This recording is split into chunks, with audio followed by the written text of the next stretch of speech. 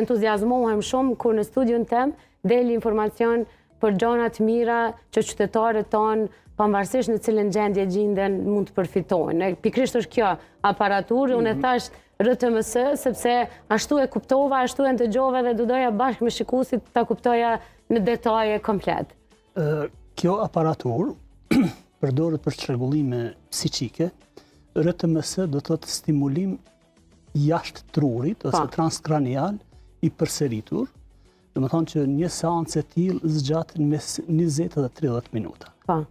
Aparatura, siç është në ekran, do të thonë pasi të kalibrohet, të rregullohet, që çdo pacient e ka veçorinë e tij, mandej hyn në këtë sistem përmes stimulimit të trurit dhe mandej i shohim efektet me të cilat arrihet. Do të thotë nuk është aparaturë që bën analizë, të duhet ta kuptojnë njerëz, po